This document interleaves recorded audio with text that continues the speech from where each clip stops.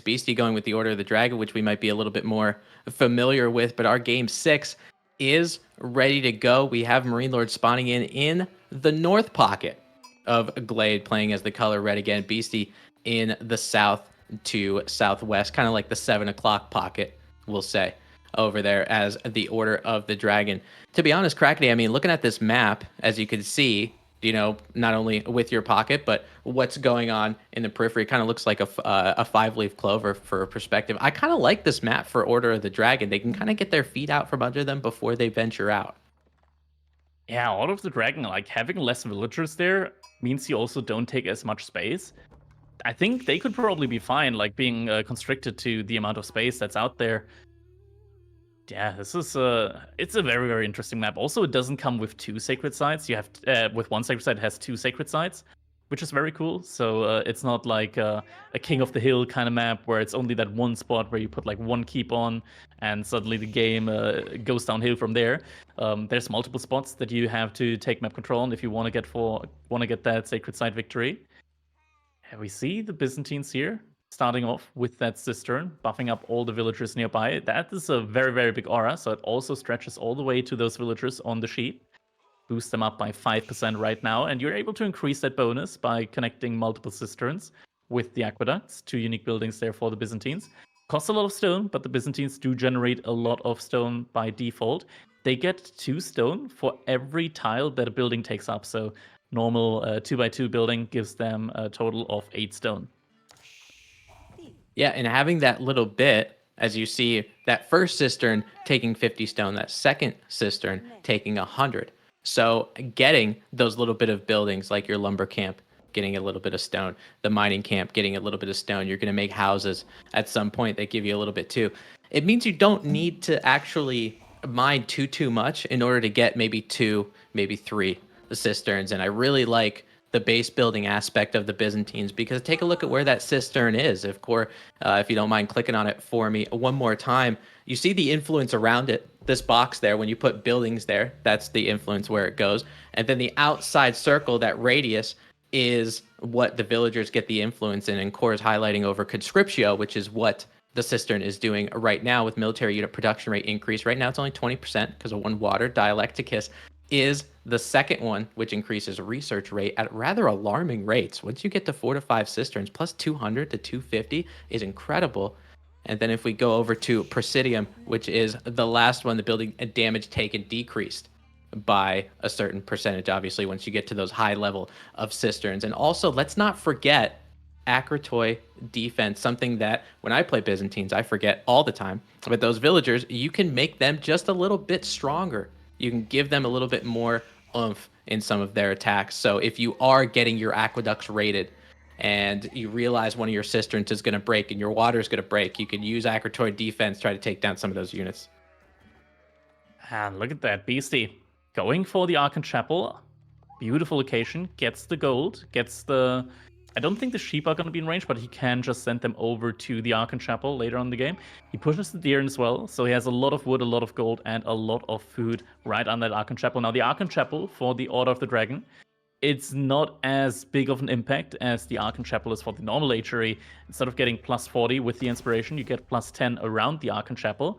Still a significant bonus, but considering that your villagers already get boosted up by 25%, it's not as big as the normal Archon Chapel. No, it actually isn't. And it begs the question, because we talked about this a little bit prior, it begs the question, what landmark is actually better? You know, we talk about HRE, the parent civilization. It's drag your face on the keyboard, pick the Archon Chapel, and just move on with your life. With Order of the Dragon, it might be a little bit different. With this one, the Archon Chapel is going to provide a decent benefit, and does have, actually, Beasty does have 367 stone. So going with all of those villagers, once the Archon Chapel provides that drop-off point, going to be going for a second town center in a very wallable area of this map. So he might not get punished for the greed. Exactly. Behind that, though, MarinelorD, he's also looking to go for that second TC. Once the Grand Refinery finishes, he's going to get an additional 32 stone. So he actually only needs to mine a total of 930 stone from his stone outcropping. And with that, he's going to have a fast second TC of his own there very, very soon.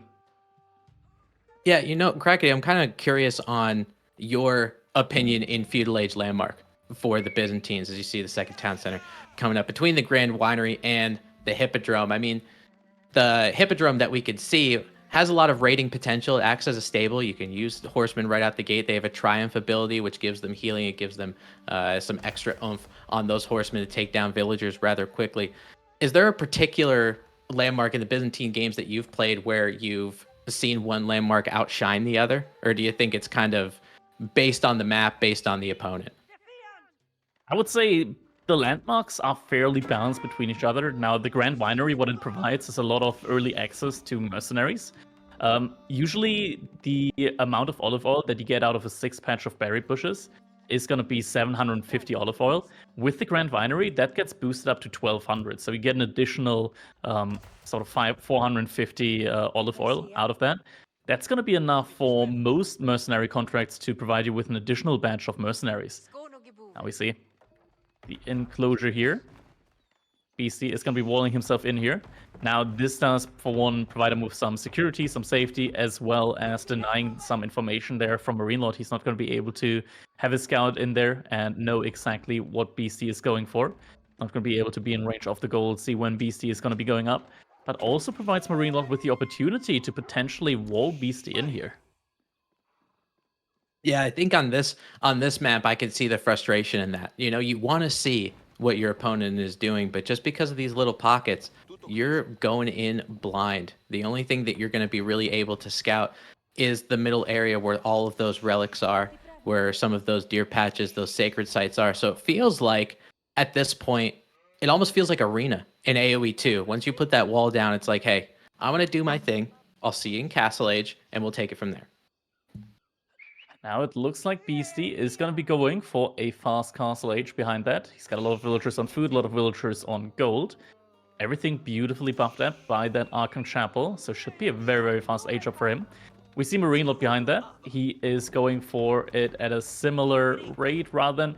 I mean, he's trying to go for it as well, but he's also scaling with the aqueducts, with the cisterns, so there's a little bit of a delay there as he has invested into that. He's also only on berries right now, instead of the deer.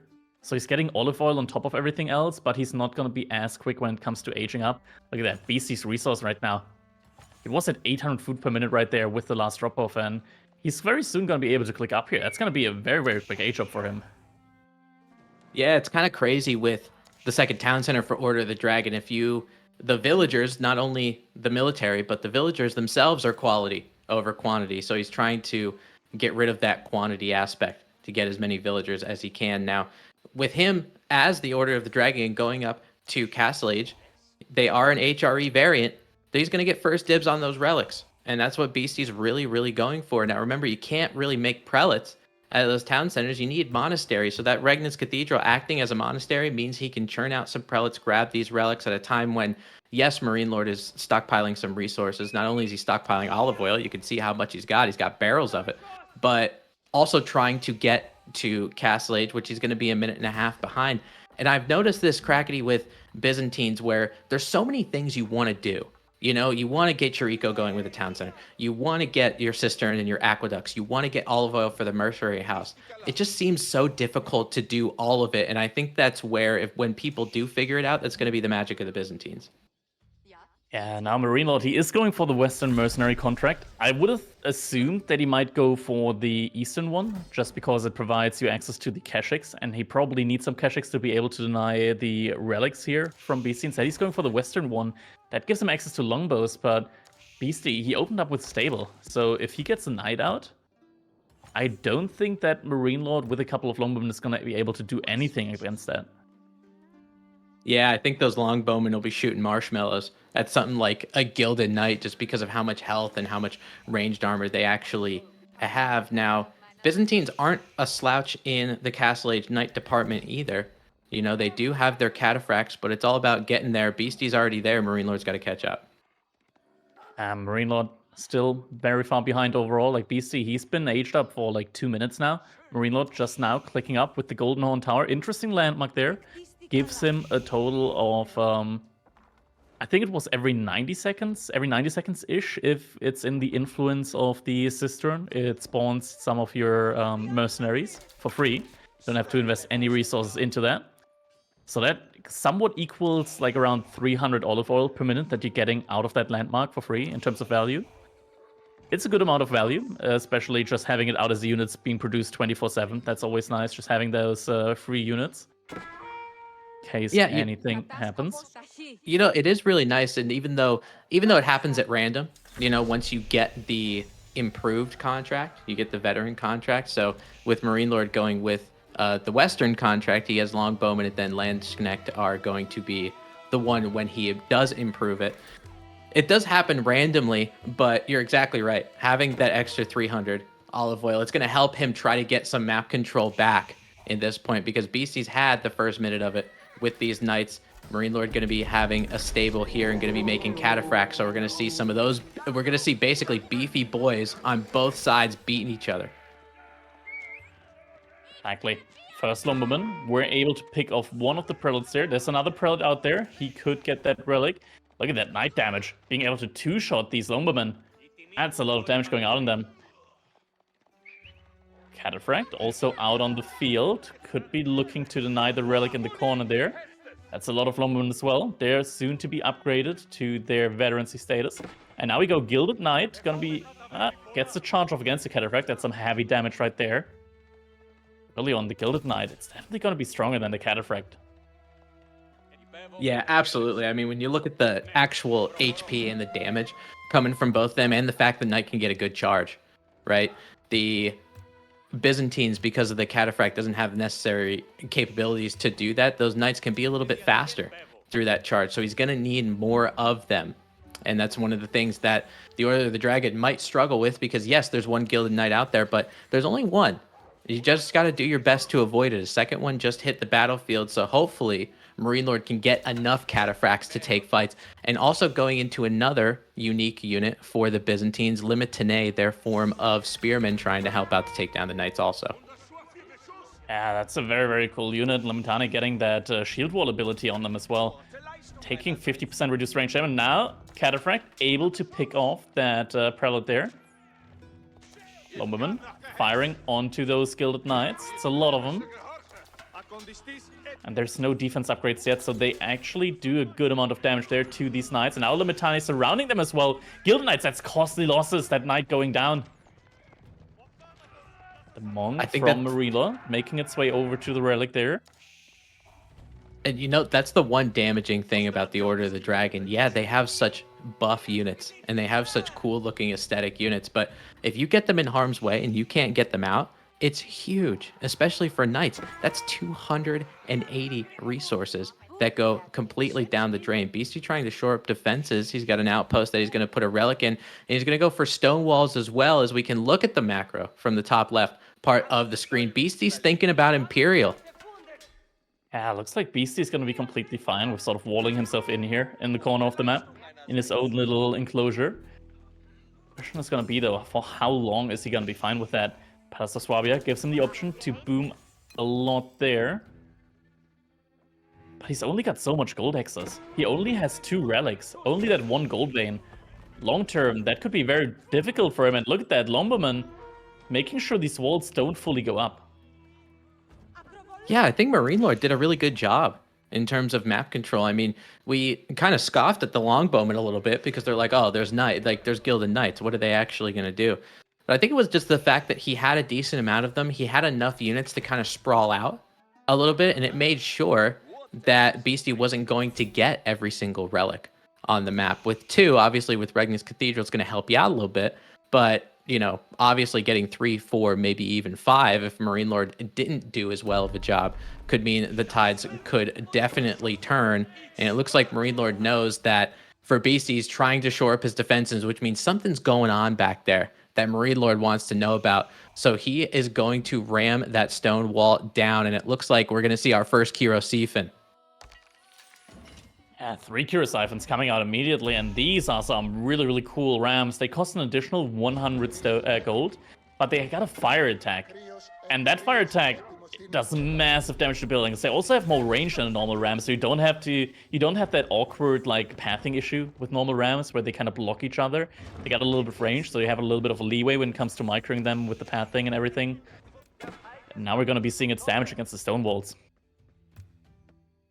Yeah, and hopefully when those rams actually make contact with the stone wall, we'll see some of that Greek fire hitting, and there it is, spraying all over that wall. If you didn't know, the Greek fire that comes out has a little bit of pine resin with it that actually helps it stick to different substances, and that's what's going on against these stone walls. That's going down, going to make quick work of the wood palisade wall behind it. That's for sure. Sacred victory coming in from MarinelorD. He has the map control now. He's got the sacred sites.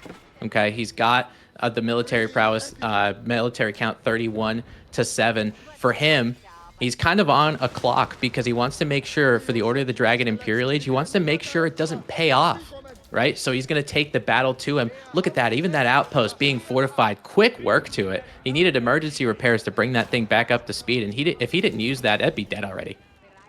And now he doesn't have emergency repair anymore. That means that now the villagers are getting pulled, but the outpost that he's just trying to get the bombard cannon placement on, it's going to get taken down immediately. And with that, he loses the relic, and monks are already there to deny the relic. He's taking that immediately. Beasty playing the HRE without any relics remaining here soon. Has a Springled though. Springled is shooting on that Siphon. It's a good amount of damage to it. That outpost looks to be going down here. That's going to be another relic, and with that, Beasty, he's not going to be having any relics anymore. No gold income for him. Absolutely disintegrated. Those outposts, the wall, and then it looked like its job was done, so it just popped itself out of existence. But I know the Springle took a hit out of that one. But you're absolutely right. It's Order of the Dragon or HRE variant with no relics. We have an empty Regnitz. What's really nice is the farm fields around the Aachen Chapel, kind of like the HRE of old, are still there. But Core is pointing to that gold vein over there on the south side. There's only 300 left. He does not have the army to move out. He's right now. He's going to be relying on siege in order to push out. Behind that, MarinelorD. He's already got some Varangian guards out, and he's going to soon be on his way to the next age. Wondering what kind of landmark he's going for. If he goes for the Mercenary landmark, he could get a lot of Royal Cannons out as well. Now Mangonel's a little bit out of position. Oh. The Cataphracts take some big damage there, but oh! They're getting in on the Mangonels. Mangonels get taken out. And with that, Beasty, he's got no more military remaining. He's producing more spearmen right now, but with that, MarinelorD gets checkmate, and Beasty has to call the GG. Wow, that was a difficult one for Beasty's side. I really thought that when he got to Castle Age a little bit earlier, I thought he was going to be able to take more relics than he did.